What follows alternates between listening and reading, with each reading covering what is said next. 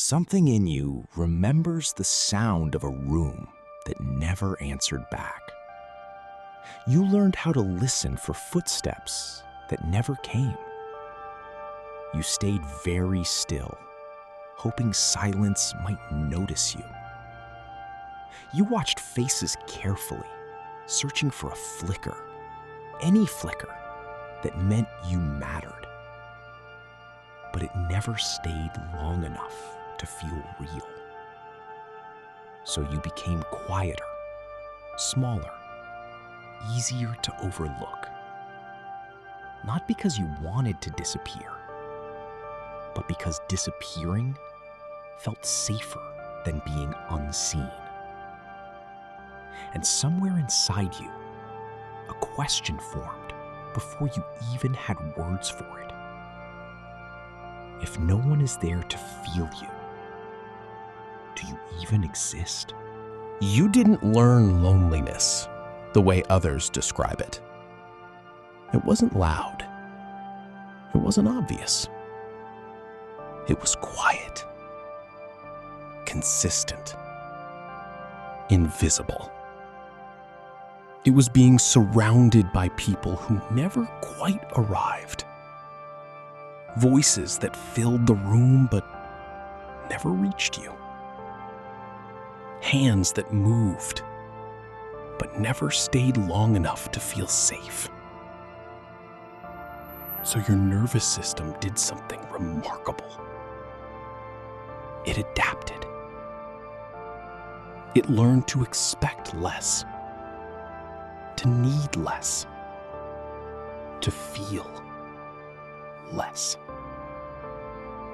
Not because you were empty, but because feeling too much, with no one there to hold it, was unbearable.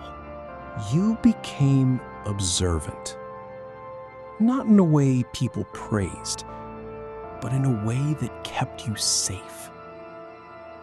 You learned how to read the smallest changes, a shift in tone, a pause too long, a glance that meant something was about to change. You weren't overthinking. You were scanning. Because when connection is unpredictable, your body learns to anticipate loss before it happens. So you stayed alert, even when nothing was happening. Especially then. And then something even quieter happened. You stopped reaching. Not all at once, but slowly, carefully, almost invisibly. You learned that needing connection didn't guarantee it. So you lowered the volume of your needs. You told yourself you were fine. You told yourself you didn't need much. You told yourself this was normal, but your body remembered what your words tried to hide. The ache didn't disappear. It just learned how to stay quiet. Now you move through the world, carrying something no one ever taught you how to name. You can be surrounded by people and still feel that same quiet distance. You can be heard and still feel untouched.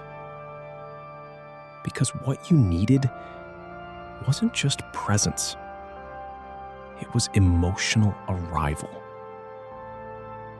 And when that didn't happen, you learned how to exist without it. Not broken,